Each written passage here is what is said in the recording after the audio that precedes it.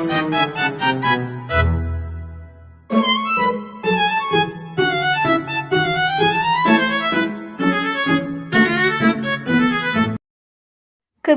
Teknopolis berawal dari tahun 2000-an, yaitu Wali Kota Bandung, Dada Rosada, memiliki ide menjadikan Gedebage sebagai kawasan pertumbuhan primer.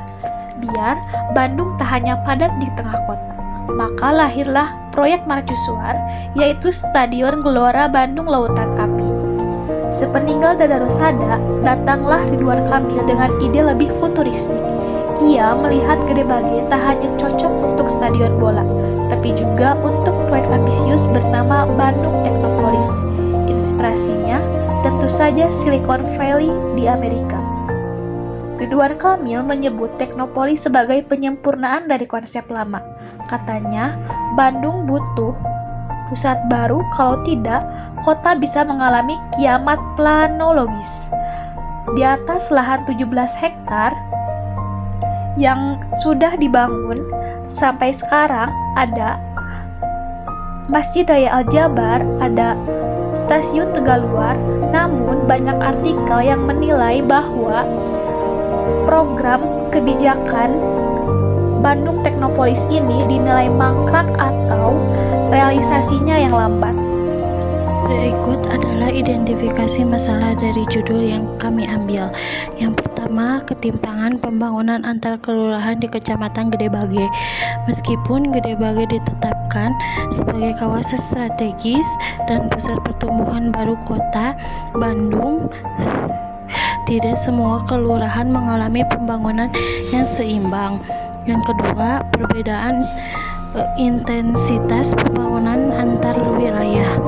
Kelurahan Ranca Bolang dan Cisaranten Kidul berkembang lebih pesat karena menjadi lokasi utama proyek strategis, kawasan komersial, dan pembangunan teknologi. Yang ketiga, implementasi kebijakan teknopolis yang terpusat secara spasial. Kebijakan teknologi yang bertujuan mendorong pertumbuhan ekonomi berbasis inovasi dan teknologi cenderung hanya berfokus pada zona tertentu di Gedebage. Yang keempat, ketimpangan akses terhadap manfaat ekonomi pembangunan. Pembangunan berbasis teknologi membutuhkan sumber daya manusia, terampil, modal, dan jaringan usaha yang kuat. Yang kelima, ahli fungsi lahan tanpa perlindungan sosial yang memadai. Beberapa kelurahan mengalami ahli fungsi lahan dari pertanian ke kawasan terbangun secara masif. Yang keenam, ketimpangan infrastruktur dalam dasar dan fasilitas publik. Kelurahan yang menjadi pusat perkembangan strategis memperoleh prioritas pembangunan infrastruktur seperti jalan dan transportasi. Yang ketujuh, lemahnya tata kelola dan koordinasi kebijakan pembangunan. Implementasi kebijakan Teknopolis melibatkan aktor lintas level pemerintahan dan sektor.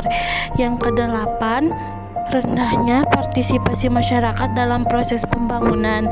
Perencanaan dan pelaksanaan pembangunan masih cenderung top down dengan keterlibatan masyarakat yang terbatas. Yang kesembilan, tidak adanya indikator pemerataan pembangunan yang jelas.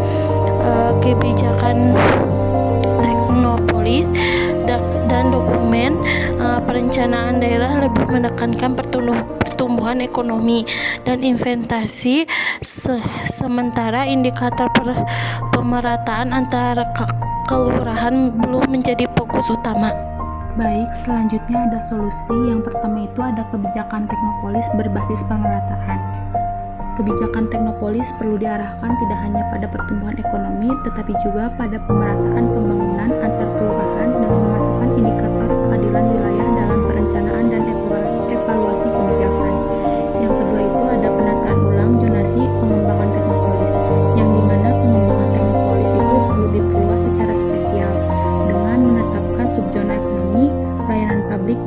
kawasan pendukung inovasi di kelurahan seperti Rancanumpang dan Cimanjerang agar manfaat pembangunan ini lebih merata. Yang ketiga itu ada penguatan infrastruktur dasar dan konektivitas wilayah. Prioritas pembangunan infrastruktur dasar dan transportasi antar kelurahan diperlukan untuk meningkatkan akses masyarakat kelurahan tertinggal seperti pusat kegiatan ekonomi dan inovasi di kawasan teknopolis.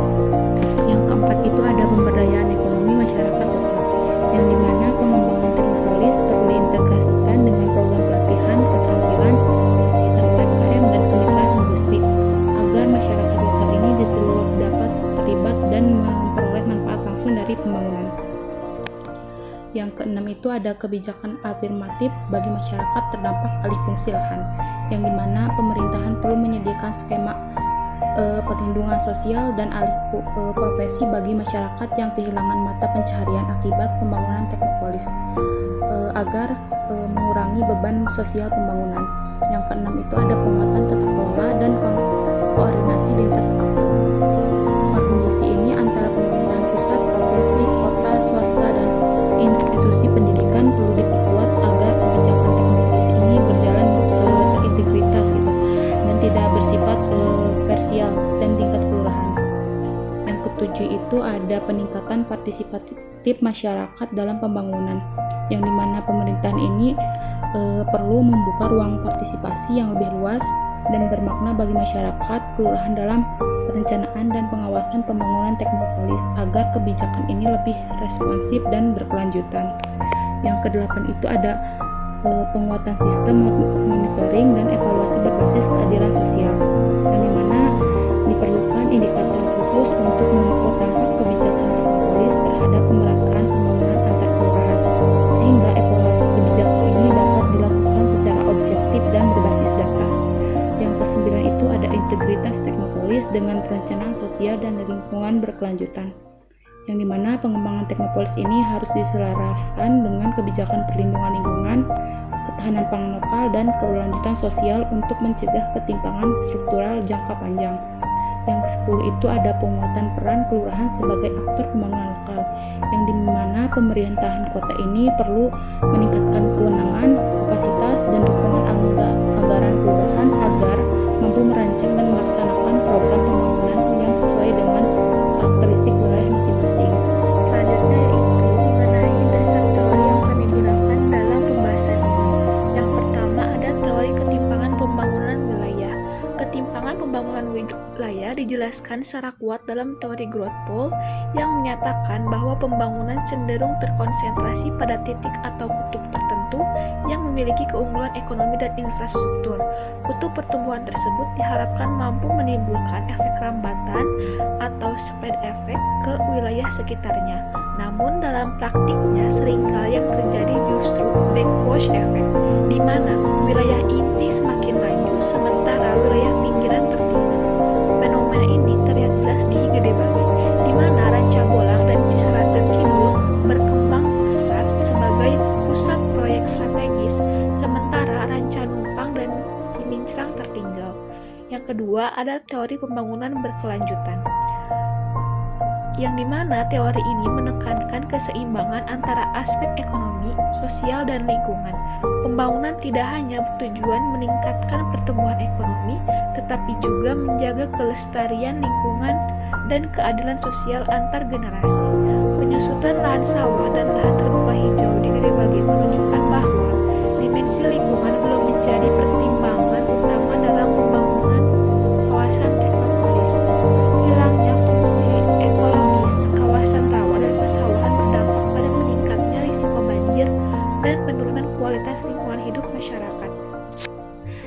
Baik, berikutnya ada kesimpulan dampak positif dari keseluruhan solusi, yang dimana yang pertama itu ada mendorong pemerataan pembangunan wilayah antar kelurahan di Kecamatan Gede Bage. Yang kedua itu ada menguatkan fungsi teknopolis sebagai instrumen pembangunan inklusif, bukan hanya pusat pertumbuhan ekonomi. Yang ketiga itu ada meningkatkan akses masyarakat terhadap infrastruktur layanan publik dan peluang ekonomi. Yang keempat itu ada memperkuat tata kelola pembangunan melalui kondisi lintas aktor dan partisipasi masyarakat.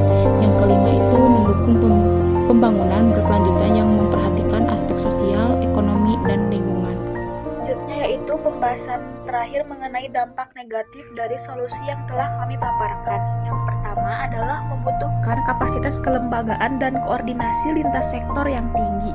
Yang kedua, menuntut anggaran besar serta komitmen kebijakan jangka panjang. Yang ketiga, berpotensi memperlambat proses pembangunan jika tidak dikelola secara efektif. Yang keempat, menghadapi risiko resistensi dari aktor yang selama ini diuntungkan oleh pembangunan yang tidak merata. Yang kelima, implementasi berpotensi